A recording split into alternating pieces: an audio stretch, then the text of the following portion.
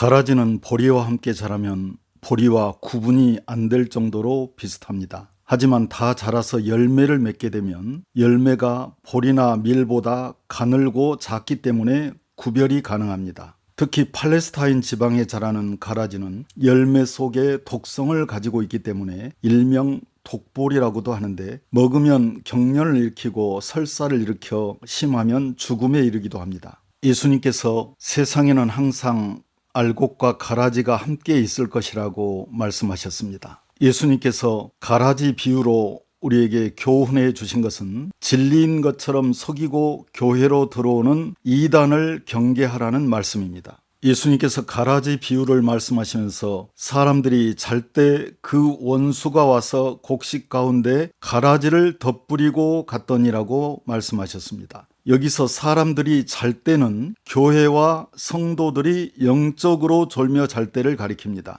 그리고 원수가 곡식 가운데 가라지를 덧뿌리고 갔다는 것은 예수님께서 좋은 복음의 씨앗을 우리에게 뿌려주셨지만 마귀가 거짓 복음, 즉 이단을 가지고 교회와 성도들에게 들어와서 뿌린다는 말씀입니다. 대답하여 이르시되 좋은 씨를 뿌리는 이는 인자요 예수님이시요 밭은 세상이요 좋은 씨는 천국의 아들이요 가라지는 악한 자의 아들들이요 가라지를 뿌린 원수는 마귀요 추수 때는 세상 끝이요 추수꾼은 천사들이니 그런즉 가라지를 거두어 불에 사르는 것 같이 세상 끝에도 그러하리라. 인자가 그 천사들을 보내리니 그들이 그 나라에서 모든 넘어지게 하는 것과 또 불법을 행하는 자들을 거두어내어 풀무불에 던져 넣으리니 거기서 울며 이를 갈게 되리라. 그때 의인들은 자기 아버지 나라 천국에서 해와 같이 빛나리라. 귀 있는 자는 들으라. 1960~70년대 자칭 보혜사 성령, 어린 양이라 불렀던 장막성전이라는 이단이 있었습니다. 신천지 교주 이만희는 그 장막성전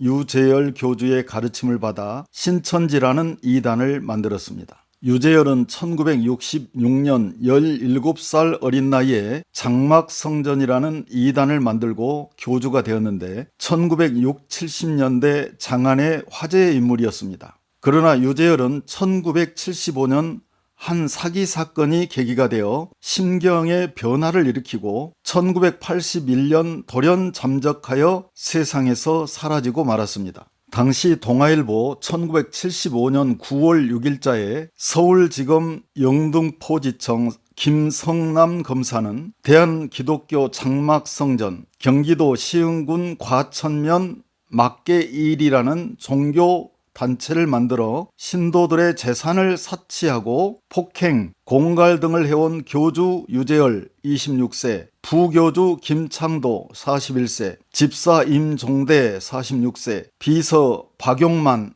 26세 등 4명을 사기, 공갈, 무고, 폭력 행위 등 처벌에 관한 법률 위반 혐의로 구속했다고 보도했습니다. 그 일로 인해 장막성전 일부 핵심 추종자들이 335 떨어져 나가서 각기 또 다른 집단을 형성하고 자신들이 유재열의 뒤를 이은 정통 장막성전이라 주장하며 독자 노선을 펼쳤는데 그중 대표적인 사람이 바로 신천지 장막성전 이만희입니다. 신천지는 왜 이단인가? 성경적으로 무엇이 잘못되었는가? 첫째, 신천지에서는 이만희 교주를 보혜사 성령, 우리의 구세주라 부르며 인간 이만희를 신격화합니다. 이만희 교주는 1991년 1월 새하늘 새 땅이라는 신천지 소식지에 실린 글에서 본인은 증거하노니 말세에 약속한 신천지 장막성전은 진리의 성읍이요 하나님이 함께 하시는 성전이므로 만방은 이곳으로 와야만 구원이 이루어진다. 이것이 하나님의 뜻이요 약속이다라고 주장했습니다.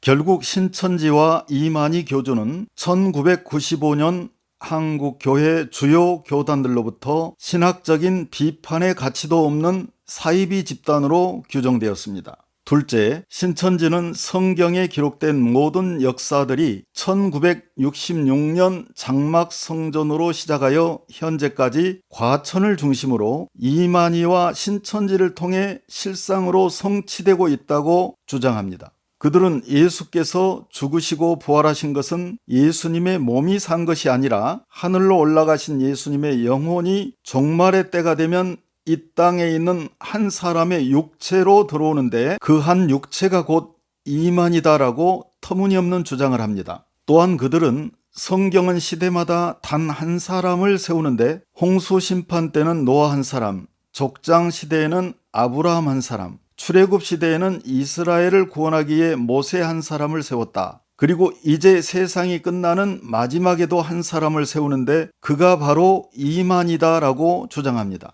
그들이 하나님께 열심은 있으나 올바른 지식을 따른 것이 아니니라. 하나님의 의를 모르고 자기 의를 세우려고 힘써 하나님의 의에 복종하지 아니하였느니라. 셋째, 신천지는 기성교인들에게 바벨론처럼 타락한 기성교회에서 빠져나와 이만희의 신천지 교인 명단에 이름이 올라가야만 구원을 받는다고 포교합니다. 그들은 요한계시록 7장에 인침을 받은 14만 4천 명이 신천지 교인의 수라고 주장합니다. 그런 사람들은 거짓 사도요 속이는 일꾼이니 자기를 그리스도의 사도로 가장하는 자들이니라. 이것은 이상한 일이 아니니라. 사탄도 자기를 광명의 천사로 가장하나니 그러므로 사탄의 일꾼들도 자기를 의의 일꾼으로 가장하는 것이 또한 대단한 일이 아니니라. 그러나 그들의 마지막은 그 행위대로 되리라. 신천지가 기성교회에 침투하는 방법은 다음과 같습니다. 첫째,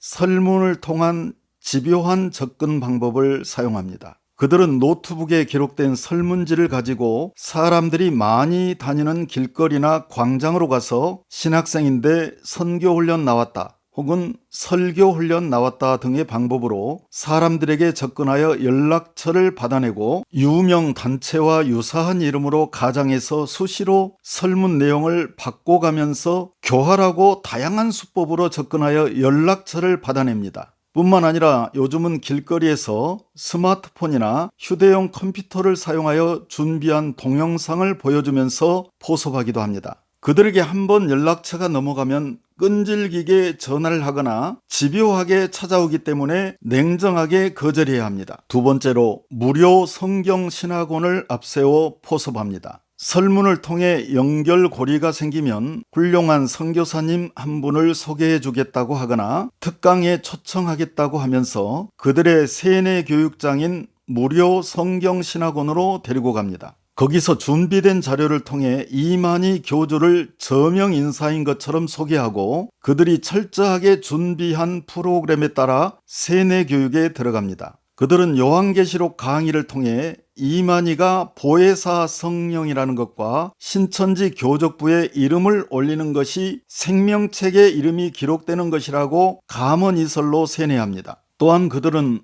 한번 그곳에 들어온 사람에게는 비밀을 유지하기 위해 입막음 교육을 실시하고 애절을 강조하기도 하며 특히 인간적인 정을 이용해서 도저히 거부할 수 없도록 인해 장막을 치기 때문에 그들의 마법의 낚시에 한번 걸려들면 좀처럼 빠져나오기가 쉽지 않습니다. 이단의 영은 마약과 같은 것이어서 한번 빠져들면 스스로 거기서 벗어나지 못하게 하는 사탄의 특별한 마법이 있다는 것을 알고 항상 경계해야 합니다. 세 번째로 기성교회 안에 핵심 멤버를 심고 포교합니다. 신천지 사상으로 고도로 훈련된 자들을 신천지 추수꾼이라고 부릅니다. 이 추수꾼들이 일반 교회로 위장 침투하여 1 내지 3년 동안 이상한 점을 보이지 않고 죽도록 충성하는 모습을 보이다가 목회자와 교인들에게 신임을 얻게 되면 그때부터 그 교회의 핵심 멤버로 활동하면서 본색을 드러내기 시작합니다.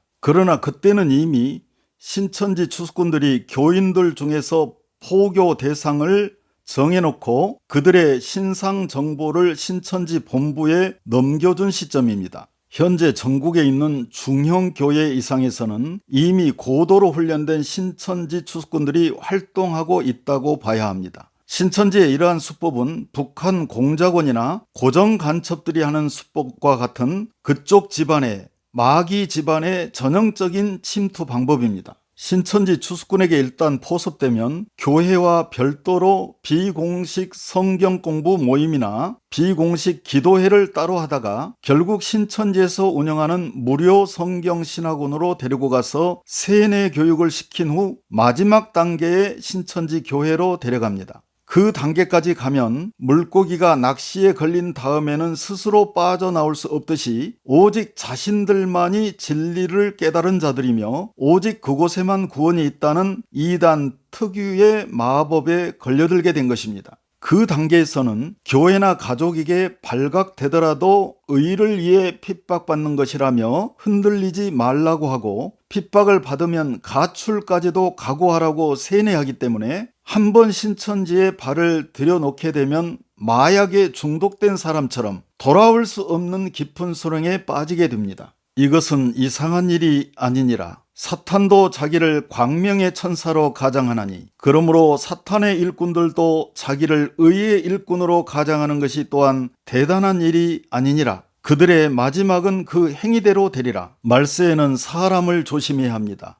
육체로 들어오는 전염병 바이러스나 영혼으로 들어오는 이단의 바이러스나 그들이 혼자서 다니는 것이 아니라 사람을 통해 들어오기 때문입니다. 너희가 사람의 미혹을 받지 않도록 주의하라. 많은 사람이 내 이름으로 와서 이르되 나는 그리스도라 하여 많은 사람을 미혹하리라. 지나쳐 그리스도의 교훈 안에 거하지 아니하는 자는 다 하나님을 모시지 못하되 교훈 안에 거하는 그 사람은 아버지와 아들을 모시느니라. 누구든지 이 교훈을 가지지 않고 너희에게 나아가거든 그를 집에 들이지도 말고 인사도 하지 말라. 이단의 임박인 자들은 진리를 떠난 자들이므로 성경의 올바른 지식을 말해줘도 듣지 않습니다. 미련한 자의 귀에 말하지 말지니 이는 그가 너의 지혜로운 말을 업신여길 것임이니라. 이단의 영은 바이러스와 같습니다. 아무리 건강한 사람도 감기 환자와 함께 있으면 감기에 걸릴 수 있습니다.